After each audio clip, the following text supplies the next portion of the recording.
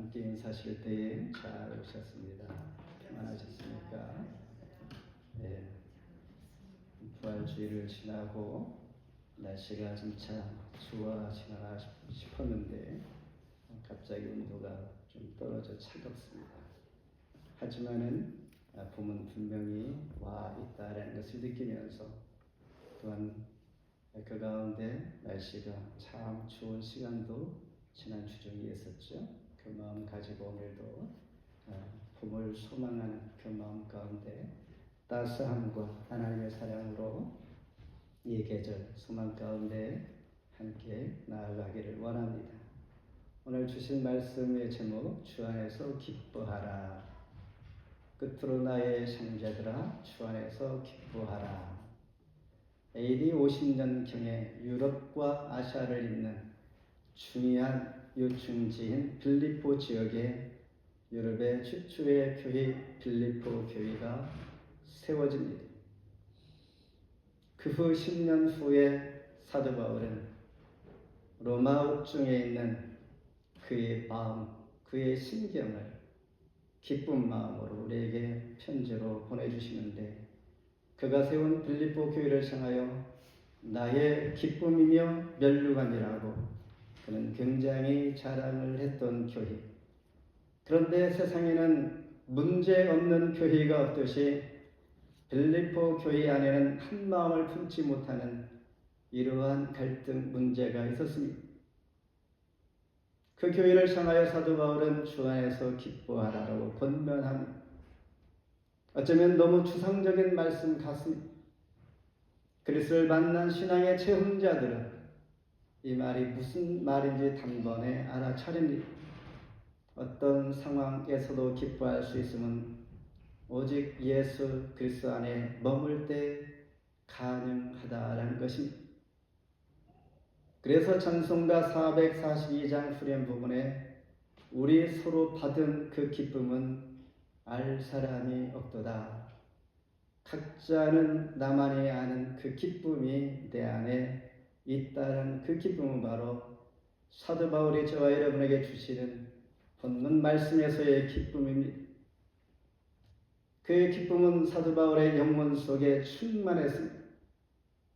이 충만한 기쁨이 저와 여러분에게도 이 시간 말씀 가운데 함께 하심으로 공유가 되기를 소망합니다.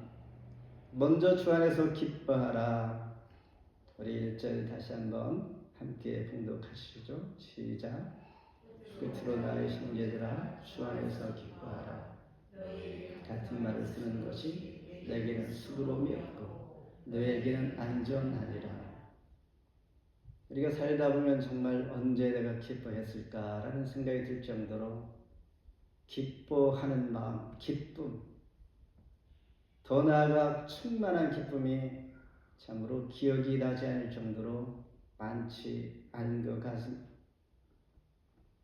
언제 기뻐하냐면 내가 원하는 것이 이루어졌을 때, 상황이 정말로 원하는 대로 잘 되어갈 때의 기쁨이 우리 안에서 일어납니다. 예배 찬양도 마찬가지입니다. 찬양을 정할 때 가능하면 시작하는 예배 순간에 밝고 그리고 위로와 힘이 될 수 있는 찬송가를 시작하는 찬송가로 정할 때가 있습니다. 그리고 가능하면 느려지지 아니하고 좀 빠른 찬송가, 이런 찬송가를 정하는 것처럼 우리는 기뻐할 수 있는 그런 조건이 무엇일까? 사도 바울은 지금 로마 옥중에 있는 언제 순교당할지도 모르는 그 상황입니다. 그런 상황에서 기뻐할 처지가 전혀 되지 아니함에도 불구하고 오히려 그가 기쁨을 가질 때 기쁨을 빼앗아 갈 수밖에 없는 상황 속에서 빌립보 교회를 향하여 기뻐하라고 합니다. 외부적으로는 핍박이 임박한 상황이요, 내부적으로는 분쟁과 갈등이 있는 상황입니다. 2장 3절에서 마음을 같이하여 같은 사랑을 가지고 뜻을 합하여 한 마음을 품으라. 아무 일에든지 다툼이나 허용을 하지 말라. 내가 유대아와 권하고 순두개를 권하노니 주 안에서 같은 마음을 품으라. 이 두 구절을 볼 때에 분명히 빌립보 교회 안에 갈등의 문제와 한 마음을 갖지 못하는 부분이 교회 공동체를 조금 어렵게 하고 있는 것 같습니다. 이렇게 유대주의자들은 이방인 그리스도인들에게 율법의 규례 즉 할례를 강요하면서 거짓 교훈들을 통하여 위협하면서 빌립보 교회가 영적으로 안전하지 못하는 즉 영적인 안전을 지키지 못하게 하는 그러한 요소가 있었던 것이죠. 오직 이런 상황에서 예수 그리스도와 연합하여 기뻐하는 방법이 우리가 받은 기쁨을 잘 지킬 수 있는 유일한 말씀이다라는 것입니다. 사도 바울은 빌립보 교회에게 기쁨을 누리지 못하게 하는 이런 요소들, 즉 할례파 이 사람들에게 경고합니다. 2절에 보니 그들을 삼가고 행악하는 자들을 삼가고 몸을 상해하는 일을 삼가라. 좀 강하게 말하고 있지요. 개라고 합니다. 행악하는 자, 몸을 상해하는 자. 바로 영적 싸움을 해야 할 대상들이 바로 이런 사람들이다. 새 부류 같지만은 모두가 한 종류의 사람들입니다. 이들은 열심으로 예배를 합니다. 열심으로 자기를 자랑하고 육체를 신뢰하는 자들입니다. 문제는 자기의 도취에 빠져 신앙 공동체를 힘들게 어렵게 만드는 잘못된 교훈으로 퍼뜨리는 그러한 자들이라는 것이죠. 그러면서 사도 바울은 그들의 잘못된 신앙을 이렇게 지적합니다.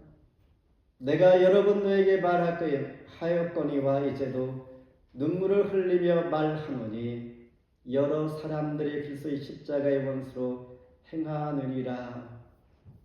이런 자들이 얼마나 힘들게 하면 사도 바울이 눈물로 기도하면서 번면하고 있을까요? 그들의 마침은 멸망이요 그들의 신은 배요라고 말합니다. 그렇다면 진정한 할례당은 과연 무엇일까라는 것입니다. 그들이 주장하는 할례, 진정한 할례는 3절에 이렇게 말합니다.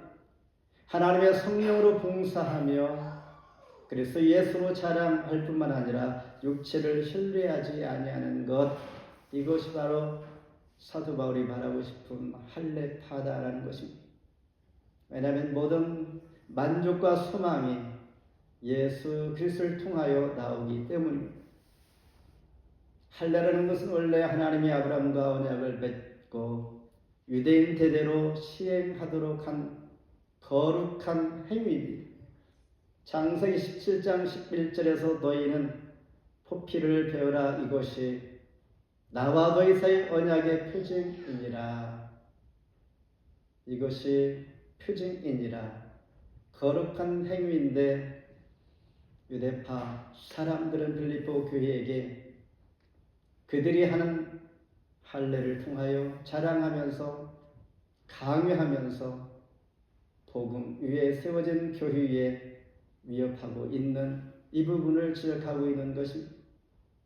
진정한 할례는 그것보다 더 중요한 회개인데 모세는 신명기 10장 16절에서 그러므로 너희는 마음의 할례를 행하고 다시는 목을 곧게 하지 말라라고 하면서 더 중요한 회개가 진정한 할례야라고 하면서 말하고 있는 것입니다.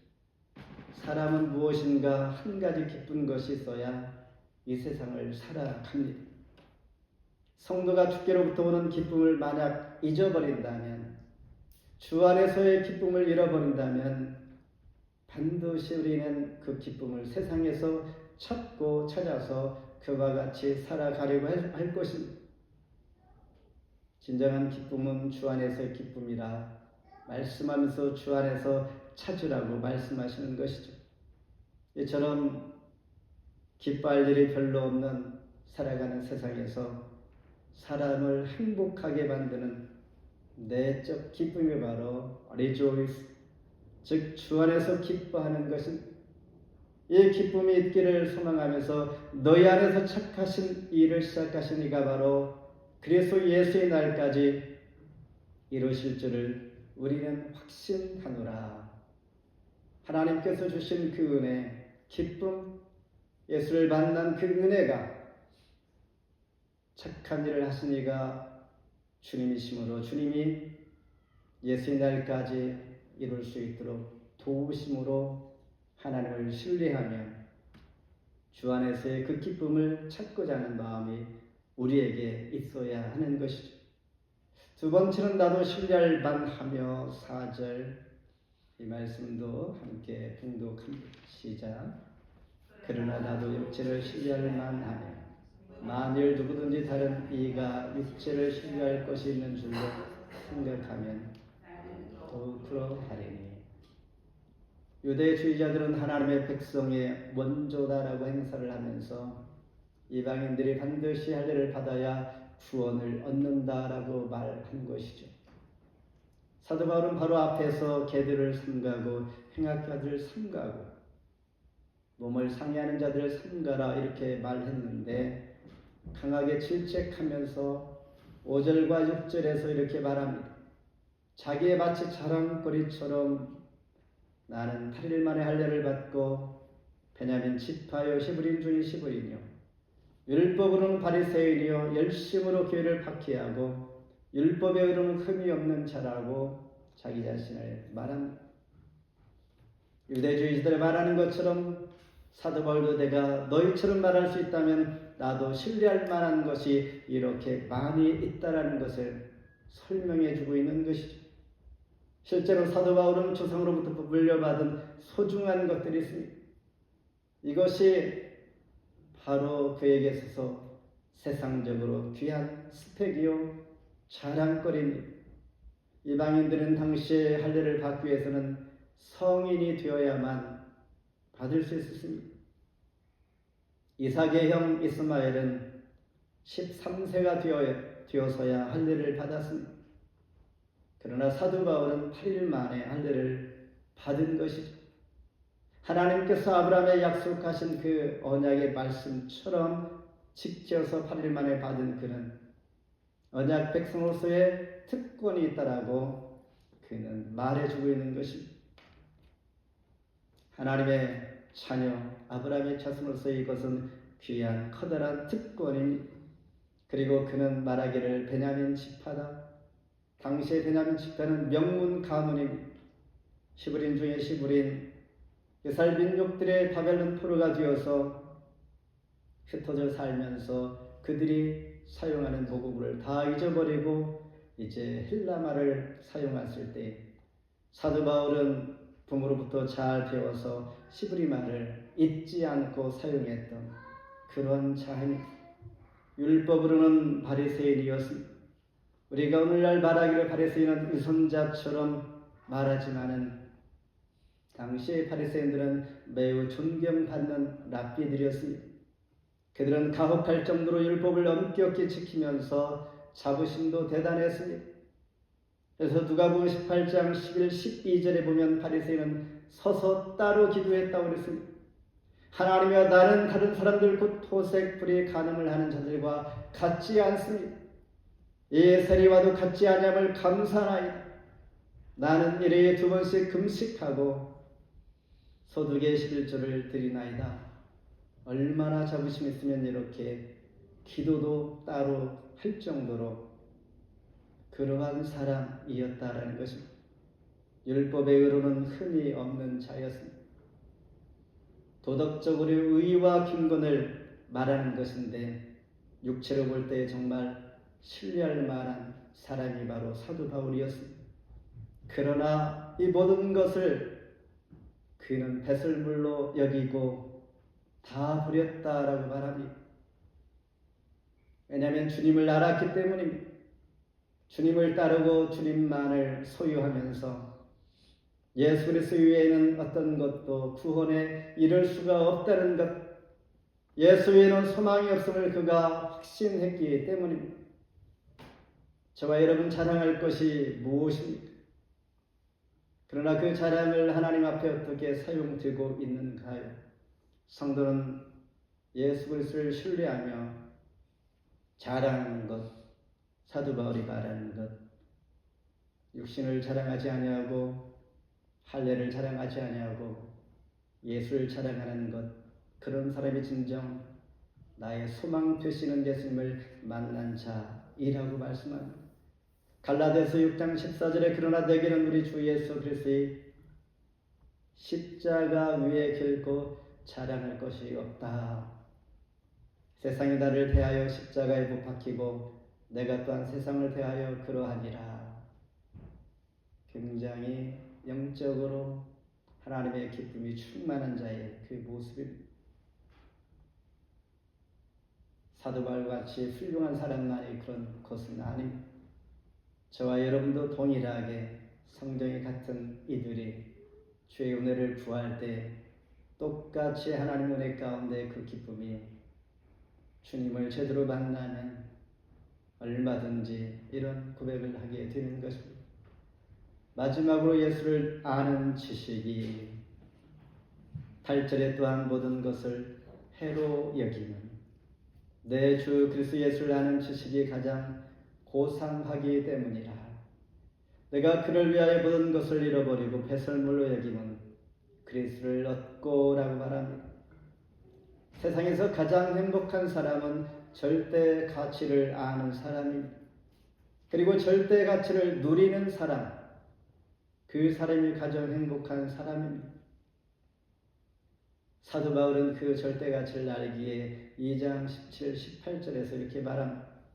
만일 너희 믿음의 재물과 섬김 위에 내가 나를 전제로 드릴지라도 나를 기뻐하고 너희 무리와 함께 기뻐하리니 이와 같이 너희도 기뻐하고 나와 함께 기뻐하라.